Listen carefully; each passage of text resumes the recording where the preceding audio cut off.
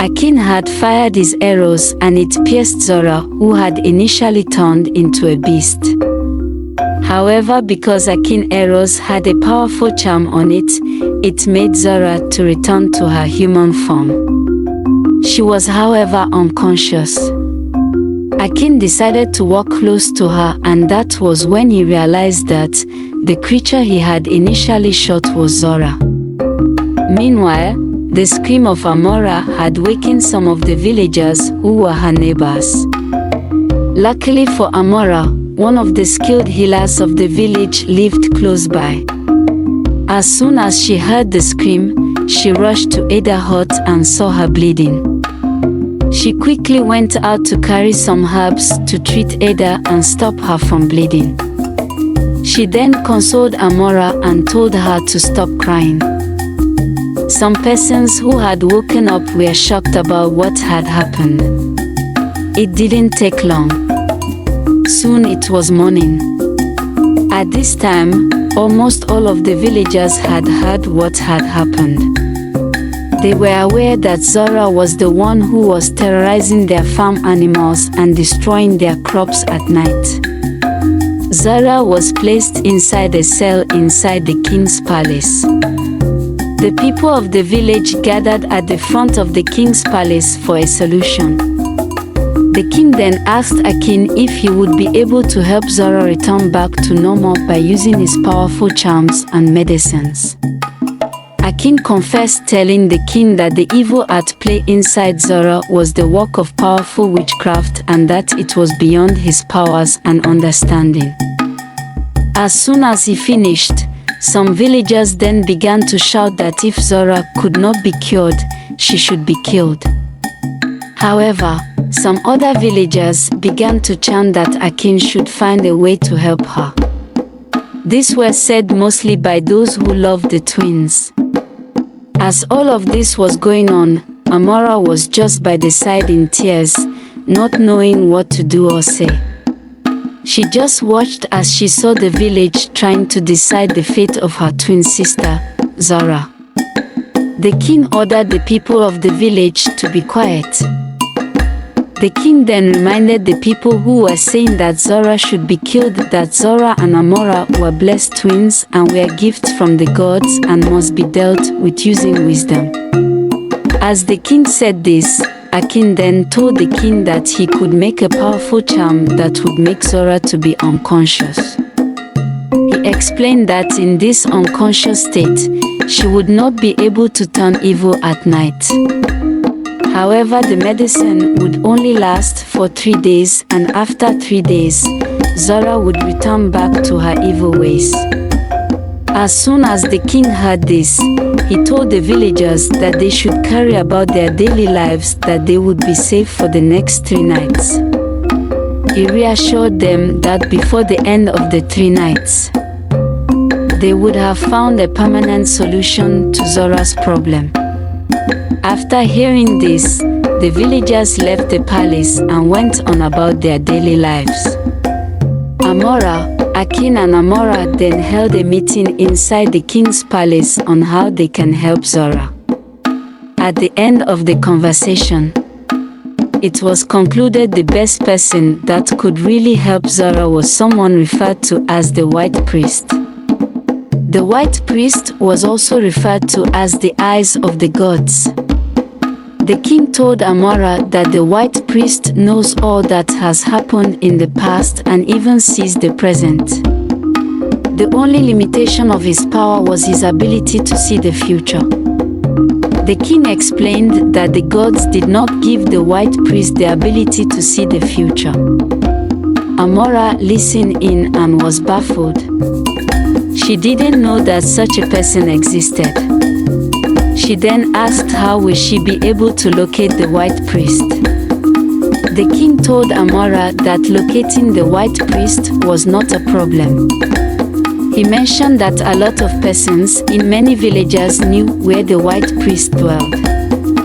The real problem and obstacle is Kidu. Kidu is the reason why people are terrified to look for the White Priest. The king explained. He further explained that hundreds of years ago, when the gods granted the white priest his powers, people started to seek the white priest for selfish reasons. They asked him of the location of hidden treasures and other things that were not of virtue. As a result of this, the god sent Kidu, a powerful guardian, to block the path that led to the white priest. Akin then told Amara that Kidu had the power to look into a person's soul to see if their quest was noble. If it decides that the person was not noble, it could kill the person instantly. Amara was terrified of this knowledge that she had just acquired. However, Amara loved her sister so much. She knew she must try everything within her power to help her.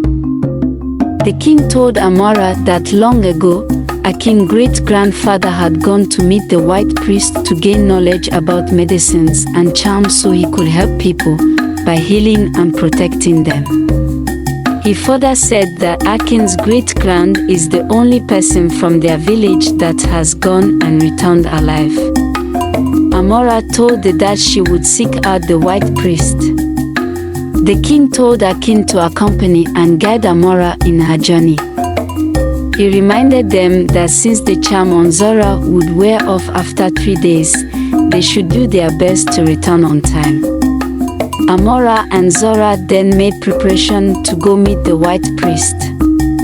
Before they left, Amara thanked Akin for deciding to help her and her sisters. Akin told Amara not to mention it, that it was because of situations like this that made his great-grandfather to look for the white priest. Ever since then, his family had been making sure that they protected the village. After carrying the necessary items, Akin and Amara journeyed into the forest that led to the white priest. On their way, after walking for a long time, Amara was surprised that the forest was calm and they were not experiencing any danger of threat. Akin then told Amara that it was as a result of Kidu. He explained that other creatures were afraid of Kidu and because of that they cannot be in the same forest where he dwelled. Amara sighed and said nothing more.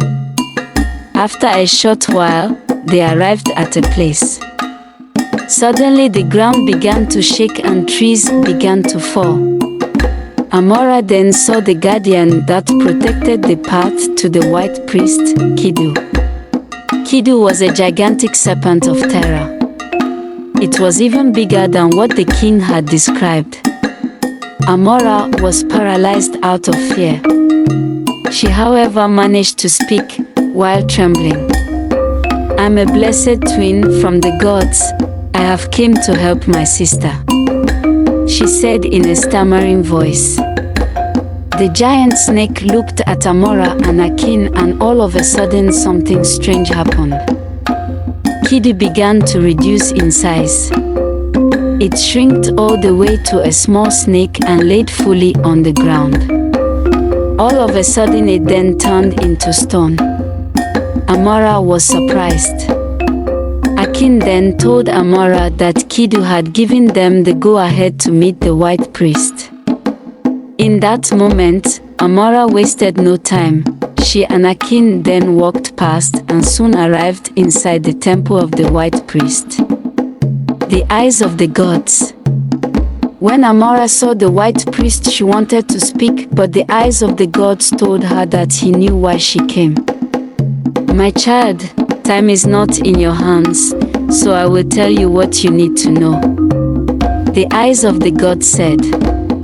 Amara listened attentively. The white priest told Amara that a powerful witch was the one that spelled Zara, her twin sister. He explained that the witch was part of their village long ago, but the former king, who was now late, banished her because she went about performing rituals on women and collecting money while promising them the gift of twins. After her banishment, she swore that she would get revenge on the village. The priest then explained that the witch used Zara as a way to exact her revenge on the village. The white priest gave Zara a white arrow. He told her that the arrow had to be shot at the witch. He said that once this is done, the judgment of the gods would fall on the witch. He then also gave her a mystical bead. The bead was meant to guide her to find the evil witch hut inside the forest. Akin and Amara thanked the white priest and left the shrine. As they came out, Amara noticed that Kidu, the great guardian serpent, was still laid down and in stone. Akin then told Amara that according to the story that was passed down from his great-grandfather, Kidu, the giant guardian serpent did not shrink in size or bow to the ground. He explained that Kidu only turned into stone while maintaining its gigantic form. Amara, out of curiosity, then asked why their encounter was different. Akin then replied saying Kidu must have realized that she is a blessed twin from the gods and that was the only reasonable explanation. Amara took Akin's words as a sign of relief. She believed somehow the gods will make her mission fruitful. After walking for long hours, Amara and Akin got to a place and Akin realized that he could not go further. However, from where they were standing, they could see the evil witch's hut. Akin then told Amara that she has to go alone. He explained that the witch had cast a spell around the vicinity of her hut and only a woman can pass it. Since he was a man, he would not be able to pass. But I've never shot an arrow before, how will I do it? Akin then told Amara that the white priest had already known that this would happen, so he must originally intended Amara to be the one to use the arrow instead. Amara took Akin's arrow. She then went close to the hut. Strangely, she found that the old witch was sleeping inside. Amara felt so angry that the witch was sleeping peacefully after plotting evil using her twin sister. Nevertheless, she shot the arrow. She misfired, but however the arrow guided itself and pierced the witch. Amara then left and went to meet Akin. All of a sudden, as Ella looked back, she saw that the witch's hut was burning. The gods had casted their judgment. The day soon became dark. Akin and Amara then decided to rest and sleep. Akin used his protective charm to make sure that no harm would befall them as they slept. The next morning, Akin and Amara went back to meet the white priest. Amara was ready for the second task. The white priest explained to Amara even though Zara was no longer possessed, there was still a darkness inside her because she was not as gifted as she. He told Amara that her mother, Ada, had gone to meet a priestess to give birth to twins. However, the gods had already decided that Ada initially was going to get twins on her own. He explained that her mother's mistake was what made Zara to not be fully gifted. He added that all gifted twins were equally gifted. What one could do, the other could do equally as well. However, because of their mother's impatience, Zara was born different.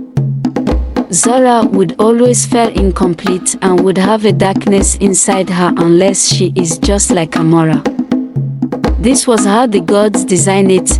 Amara then asked the white priest how would she be able to make things right. The eyes of the gods told Amara that she must go into the sacred forest and appease the gods in the divine tree. The white priest said that if she is lucky, the gods would forgive her and restore balance to she and Zara. Amara thanked the white priest and headed for the sacred forest. Akin decided to wait for her as he knew that she had to go alone for this particular task. When Amara located the divine tree, She prayed, asking the gods to grant her audience. After waiting for a long while, thunder struck and a face appeared in the shape of flickering fire. Amara bowed her head. "Why have you come here? You are not the one to appease us." The god spoke in a loud thundering voice. Amara replied, saying that she came to ask for mercy on behalf of her mother. The gods told Amara that her mother was destined for twins, but she had defied herself by meeting someone else to grant her wish. "This is why I've come to ask for mercy," Amara said, still bowing. The gods told Amara that punishment cannot be averted. They told her that soon her mother would become blind and would stay that way for 10 years. After 10 years, she would regain her sight again. Amara could not bear the thought of her mother losing her eyes. She asked the gods if there was a way she could avert her mother's punishment. The gods told Amara that the only way to do so was for her to give up her gift. The gods told her that she would no longer have any gifts. The gods asked Amara to pick between the two punishments. With tears in her eyes, Amara told the gods to remove her gift and spare her mother. The gods then told Amara to return back to the village. "Go, your sister Zara has been restored, and your mother has been forgiven," the gods said as the flame disappeared. Amara stayed in the forest and began to cry. As soon as the gods disappeared, she could feel that something has left her. She could tell that she was no longer gifted. After crying for a while, Amara consoled herself by remembering that Zara would still have her gifts and that her mother would not go blind. The next day, Akin and Amara arrived at the village. Amara told the king everything that happened. At this time, Ada, Zara, and Amara's mother had been healed of her wound. The king also released Zara since she was no longer a threat to the village. Ada and Zara heard what happened to Amara and the sacrifice she paid in the divine forest, and also how she passed through Kedar to meet the white priest. Ada hugged her two daughters in tears as she apologized to them for what she put them through. She vowed that henceforth, she'll strive to become a better mother to them. Zara also apologized for the trouble she made Amara go through. Due to the incident that occurred in the forest, Amara then resorted to farming and hard labor as she was no longer gifted like she was before. Her twin sister Zara, as a way to honor the sacrifice Amara made, for she and her mother also joined her in her farming activities. As for their mother Ada, apart from joining them to farm, she would go to the divine forest on a daily basis to thank the gods and ask for their mercy on her family. This became the daily life of Ada and her twin daughters. 1 year passed and it was time to celebrate a massive festival in the village. Ada told her daughters that they should go to the village and celebrate with the village. During the celebration, something marvelously strange happened. The sky began to change color. All of a sudden, a drum started to gently come down in a beam of white light towards the point where Amara was dancing. Amara was surprised. However, the villagers knew this was a sign of the gods. As the drum got to Amara's hands, the beam of light disappeared. Everyone froze and nobody moved. Amara took a deep breath and hit the drum. In that moment, she could tell that she had regained her godly gifts back again. She then began to play the drum like she used to everyone's surprise. The villagers began to dance in celebration. The gods had heard their plea and restored Amara's gift. Zara could not contain her joy. She went to grab a drum and also began to play alongside her sister. The festival was the best festival that the village had celebrated. The blessed twins Amara and Zara played melodious beats and sound in majestic glory of the gods. The synchrony of their sounds could not be explained in words. Everyone rejoiced that everything in the village was at peace and balance. And so this ends the beautiful tale of Amara and Zara. Please like, subscribe and share for more beautiful stories.